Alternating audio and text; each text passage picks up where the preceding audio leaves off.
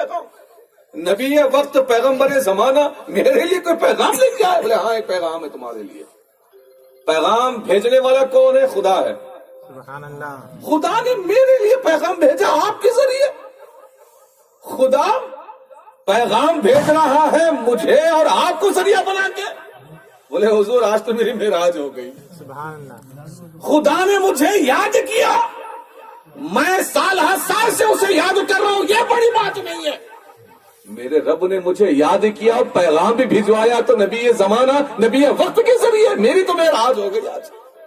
بولے پہلے پیغام تو سن لے پیارے، ابھی سے خوش مت پہلے پیغام تو سن لینا. پیغام کیا ہے؟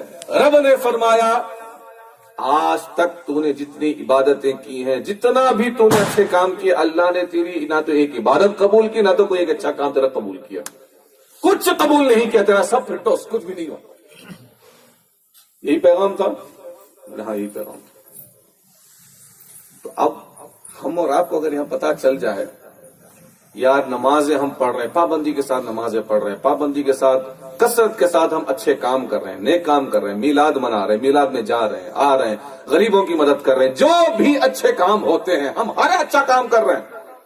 کسی ذریعے سے ہمیں اگر یہ بتا دیا جائے کہ بھائی تم نے جتنا بھی کیا نا کچھ بھی اللہ کے بارگاہ میں قبول نہیں ہوا، دوسرے دن سے پھر پنٹر گیری سی ہو جائے گی ہماری. یہ چھوڑ رہے بھائی، نمازہ پڑھے تو قبول نہیں ہو رہے، دعایا کرے تو وہاں پہنچ رہے نہیں، پہنچے تو بھی کیا بھی رسپانس آ رہا نہیں، اچھے کام کر کو کیا فائدہ ہو رہا نہیں، چلنا بھائی پھر اپنا شروع ہو رہا ہے الٹا سیدھا کام. یہ ہماری عادت ہے. لیکن اللہ رب العزت کبھی کبھی اس انداز سے بھی اپنے بندے کو آزما لیا کرتا ہے. کبھی دے کے آزماتا ہے، کبھی لے کے آزماتا ہے. اس کی آزمائش الگ الگ انداز کی ہوتی ہے. بولا دیکھے تو صحیح نا کہ اتنا سب کچھ اتنا بڑا اس کا نقصان ہو رہا ہے زندگی کا، ایک لمبا عرصہ عبادت میں گزار دیا لیکن اللہ کی طرف سے جواب دے دیا کہ کوئی عبادت قبول نہیں ہے. تو اب دیکھیں تو صحیح نا کہ بندے کی طرف سے کیا جواب آتا ہے. بندے نے کہا حضرت اتنا پیغام تھا؟ بولے ہاں اتنا پیغام تھا. اب وہ بندہ خوشی سے جھومے جا رہا ہے، کبھی گھر میں یہاں سے وہاں بھاگتا، کبھی وہاں سے وہاں بھاگتا، ناچنا شروع کیا، وضو میں آ گیا، رقص کرنے لگا. حضرت موسیٰ کلیم اللہ علیہ نبی کے والد صاحب تسلیم نے ارشاد فرمایا بندے میں خوشخبری نہیں تیرے لیے بیڈ نیوز لے کے آیا ہوں، میں بری خبر ہے تیرے لیے، تیری کوئی عبادت اللہ کی بارگاہ میں قبول ہے، تو ناچ رہا، خوشیاں منا رہا ہے. حضرت یہ جو خوشی منا رہا ہوں نہیں، بیڈ نیوز سن کے نہیں، میرے حق میں بری خبر یہ سن کے نہیں. عبادت کرنا میرا کام، قبول کرے اس کا فضل، نہ کرے تو اس کا انصاف. کام کرنے کا حکم ہمارے لیے ہے، کام کو قبول کرنا نہیں کرنا اب اس کی مرضی ہے. میرے اوپر جو ذمہ تھا میں نے ادا کر دیا.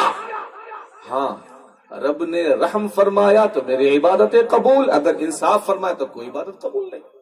یہ تو کلی بات ہے. لیکن آپ جانتے میں خوش کیوں ہو رہا ہوں؟ میری خوشی کا بس ایک سبب ہے، وہ کیا؟ رب نے دوران کلام مجھے یاد فرمایا. اس سے بڑی خوشی کی بات کیا ہو سکتی ہے میرے؟ نعرے تکبیر، نعرے رسالت، جشن عید میلاد النبی زندہ باد، جشن غوث اعظم زندہ باد، مسلک اعلی حضرت زندہ باد. بولے حضور کچھ نہیں چاہیے مجھے، ساری زندگی برباد جائے کوئی فرق نہیں پڑے گا. میرے رب نے مجھے یاد کیا، وہ بھی اپنے نبی سے گفتگو کرنے کے دوران، اور وہ بھی کئی بار میرا نام لے کے میرے رب نے یاد کیا. حضور میرے لیے اس سے بڑی نعمت کوئی نہیں ہے. فوراً وہی نازل ہوئی حضرت موسیٰ علیہ السلام پر. موسیٰ کہو نے میرے بندے سے جو مکمل عبادت تھی وہ بھی قبول کیا، جو ناقص تھی وہ اس کے اس خوشی کے صدقے ساری عبادتیں میں نے قبول کر دی. تو اللہ رب العزت بول دینا رحمت حق بہا نمی جویت، رحمت حق بہا نمی جویت.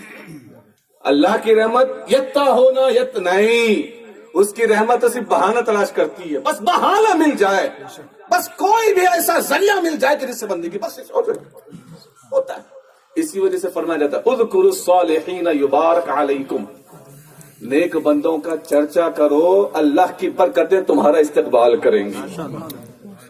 ظاہر سی بات ہے پورے محلے میں حالانکہ اعلانات ہوئے، اس کے باوجود بھی یہ قلیل تعداد میں اگرچہ ہم ہیں، لیکن ہم اپنے مقدر پر قربان جائیں کہ اللہ نے نزول برکت کا یہ مکان، اور ہم الحمدللہ وہ برکت حاصل کرنے والے مہمان الحمدللہ۔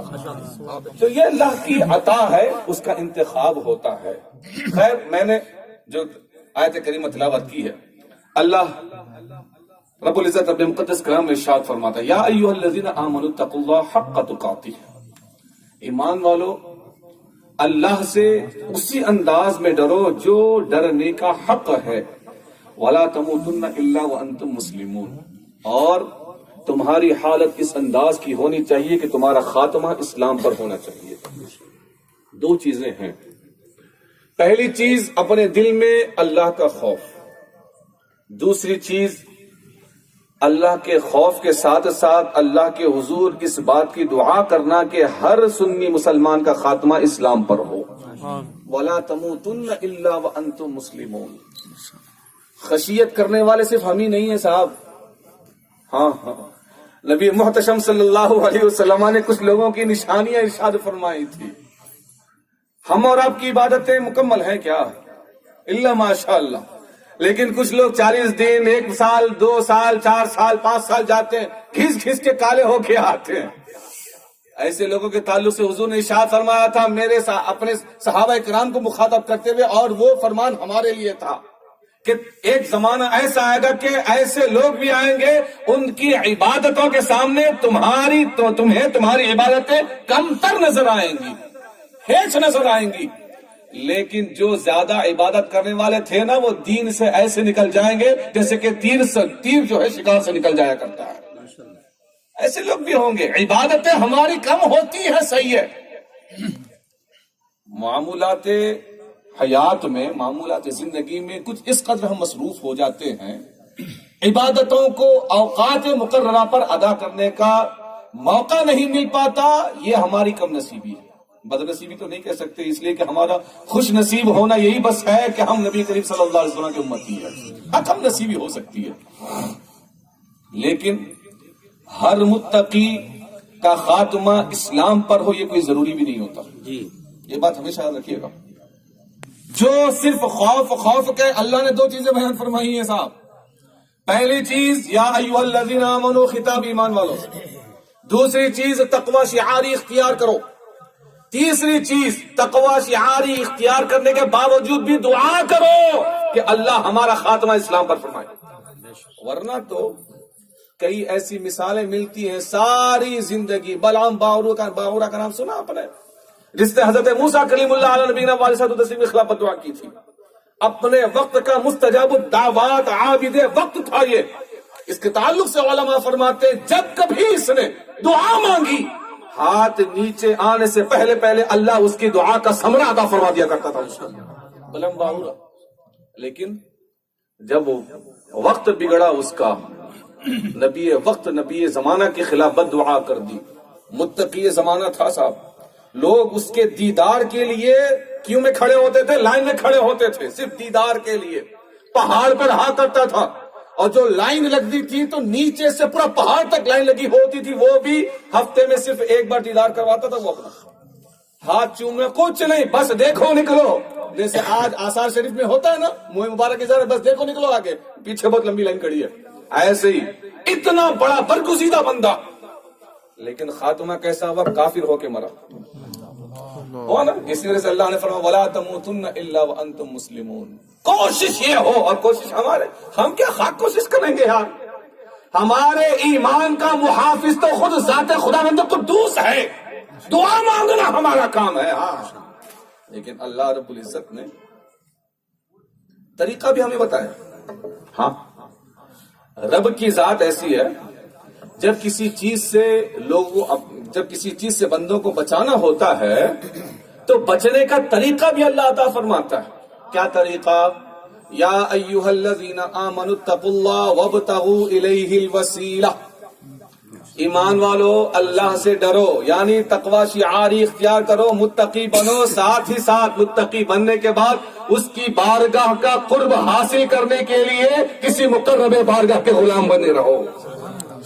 وابتغوا الیہ الوسیلہ، تلاش کرو، تلاش کرنا تمہارا کام ہے.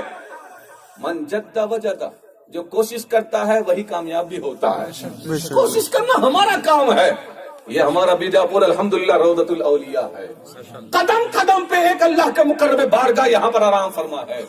اللہ نے کیا فرمایا؟ تقوی شعاری اختیار کرو، متقی بنو. ساتھ ہی ساتھ تم اپنی نگاہ میں متقی ہو سکتے ہو، ہماری بارگاہ میں متقی ہو یہ کیا گارنٹی ہے تمہاری؟ ہاں، جنہیں ہم نے اپنا مقرب خاص بنایا، جنہیں ہم نے اپنی قربت عطا فرمائی، جنہیں اپنا دوستانہ عطا فرمایا، اور وہ لوگ جہاں قدم رکھے وہاں پر برکتیں، رحمتیں اور ہمارا فضل و اکرام و احسان نازل ہوا کرتا ہے.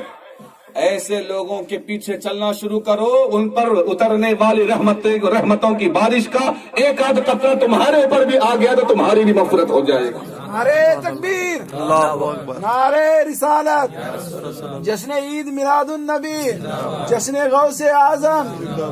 اسی لیے اللہ نے فرمایا وابتغوا الیہ الوسیلہ.